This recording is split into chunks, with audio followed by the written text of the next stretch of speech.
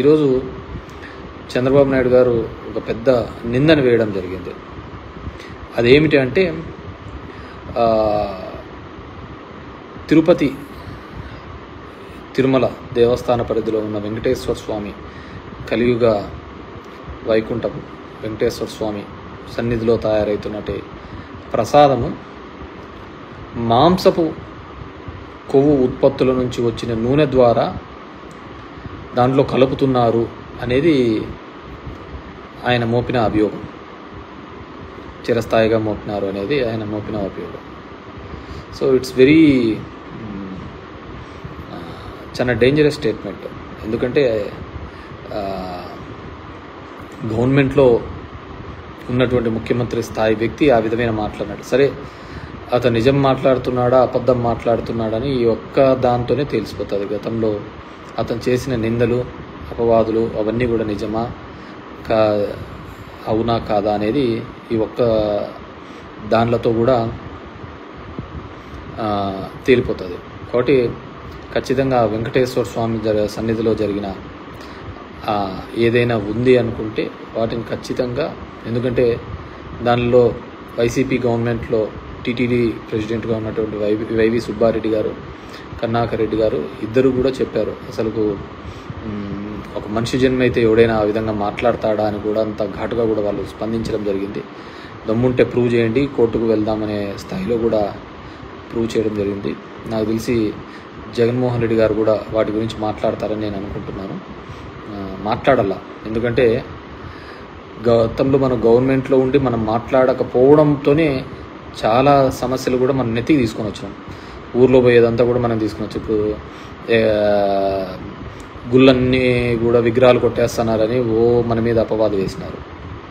కానీ end of the day చూస్తే ఒక చోట టీవీ కెమెరాలలో తెలుగుదేశం వాళ్ళని ఇద్దరిని ఆ నందిని తీసుకొని పోయి మార్చి పెట్టేది చూసిన తర్వాత, గమనించిన తర్వాత చూస్తే మళ్ళీ ఎక్కడే కానీ ఆ విగ్రహాలవని దొంగతనాలు అనేది ఎక్కడా జరగలేదు. సో దానికని మనం సరైన ప్లాట్ఫామ్లో మనం చెప్పలేకపోయినామనేదే నా యొక్క ఫీలింగ్, నా యొక్క భావన కూడా. అదేవిధంగా ఎలక్షన్ల ముందు కూడా 18,000 కోట్ల సంబంధించిన డ్రగ్స్ విశాఖ పోర్టుకు వచ్చింది, మొత్తం డ్రగ్స్కు బానిసలను చేస్తున్నారు ఆంధ్రప్రదేశ్లో ఉన్న వాళ్ళని కూడా చెప్పడం జరిగింది. ఇప్పుడు వాళ్ళ గవర్నమెంటే ఉంది, కింద వాళ్ళదే పైన వాళ్ళదే, అన్నీ వాళ్ళ గవర్నమెంట్లే. మరి ఎక్కడైనా ప్రూవ్ చేసినారా? చేయలే. అవన్నీ కూడా కేవలం కట్టుకథలు, అన్ని అబద్ధాల మీదనే మొత్తం కూడా ప్రయాణం సాగించడం జరిగింది. సో డెఫినెట్గా వాటిని ఖండించాల్సిన అవసరము ఆవశ్యకత ఉంది. గతంలో కూడా ఇదే విధంగా జగన్మోహన్ రెడ్డి గారు గుళ్ళని పగలగొడుతున్నాడు అని చెప్పేసి మన లీడర్ మీద కూడా చేయడం జరిగింది. ఆయన మళ్ళీ క్రిస్టియానిటీ గురించి కూడా చంద్రబాబు నాయుడు మాట్లాడడం జరిగింది. సో ఇన్ని సందర్భాలు ఉన్నప్పుడు ఖచ్చితంగా చంద్రబాబు నాయుడు గారు ఈ మాటతో ఎప్పుడు అంటూ ఉంటాడు, వెంకటేశ్వర స్వామి నన్ను కాపాడినాడు అని చెప్పేసి అలిపిరి ఇన్సిడెంట్ తర్వాత. సో ఈ మాట గన అబద్ధమైతే ఖచ్చితంగా ఎవరైతే ఇలాంటి నిందలు వేశారో వాళ్ళు చిరస్థాయిగా ఖచ్చితంగా ఆ వెంకటేశ్వర స్వామి యొక్క కోపానికి ఖచ్చితంగా బలి అవుతారు. అదేవిధంగా అది నిజంగా ఏంటే గన యువతల వారు కూడా అదేవిధంగా, ఎందుకంటే మనకందరికీ అది it's sentiment. Venkateswara Swami sentiment North ఇండియన్స్లో బాలాజీ అని పిలుస్తుంటారు. మనం అందరం కూడా వాటి గురించి మనం మాట్లాడుకుంటూనే ఉంటాం అనమాట. సో డెఫినెట్గా అది జగన్మోహన్ రెడ్డి గారి స్థాయి నుంచి కూడా ఖండిస్తారనుకుంటున్నాము. ఇప్పటికీ వైవి సుబ్బారెడ్డి అన్న కానీ అదేవిధంగా కరుణాకర్ రెడ్డి గారు కూడా ఛాలెంజ్ చేసినారు, ఎవరైతే టీటీడీ ప్రెసిడెంట్. అండ్ దీనికి సంబంధించి టీటీడీ ఈఓ శ్యామరావు గారు కూడా ముందుకు వచ్చి చెప్తే ఇంకా బాగుంటుందని నేను అనుకుంటున్నాను. సో డెఫినెట్గా వాళ్ళు ముందుకు వస్తారని చెప్పేసి నేను భావిస్తున్నాను. ఎందుకంటే బతుకంతా కూడా వైసీపీ పార్టీది, పాపం జగన్మోహన్ రెడ్డిది నిందలు భరించడమే సరిపోయింది తప్ప ఏ రోజు కూడా నాకు తెలిసిన జగన్మోహన్ రెడ్డి అయితే ఎటువంటి తప్పిదాలు, ఇంత ఘోరమైన తప్పిదాలు అయితే చేయలేదని నేను అనుకుంటున్నాను. సో అంత దరిద్రమైన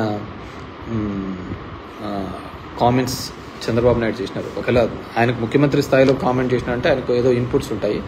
సో ఆ కామెంట్ చేశాడు అంటే ఖచ్చితంగా ఆయన ప్రూవ్ చేయాల్సిన బాధ్యత ఆయన మీద ఉంది. గవర్నమెంట్లో ఎన్ని ఇన్స్టిట్యూట్లలో పెడతాడో, ఏ విధంగా పెడతాడో మొత్తం విజిలెన్స్ రిపోర్ట్స్ కానీ, సిబిఐ ఎంక్వైరీ కానీ, ఎన్ని రిపోర్ట్స్ ఎవరైతే ఇన్వెస్టిగేషన్ ఏజెన్సీస్ ఉన్నారో అందరితో కూడా ఎంక్వైరీ చేయించాల్సిన బాధ్యత చంద్రబాబు నాయుడు గారి మీద ఉండదు. లేదు ఇదేదో నేను గాలి మాటల కోసం చెప్తున్నాను, ఇంతకుముందు జగన్మోహన్ రెడ్డి మీద చెప్పిన గాలి మాటల్లాగానే ఇది ఒక గాలి మాటల్లాగానే మిగిలిపోతుంది అనేది కూడా మనమందరం కూడా వెయిట్ చేసి చూద్దాము. సో డెఫినెట్గా ఇటువంటి అపవాదులు పన్నప్పుడు పార్టీ నుంచి నాయకత్వం కూడా ఇమ్మీడియట్గా రెస్పాండ్ అయ్యింది.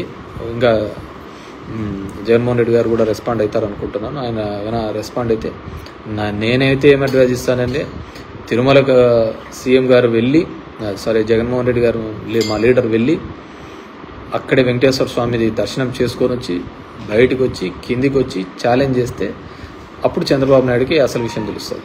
సో ఆ విధంగా చేస్తేనే కానీ బాగుంటుందని చెప్పేసి నేను అనుకుంటున్నాను.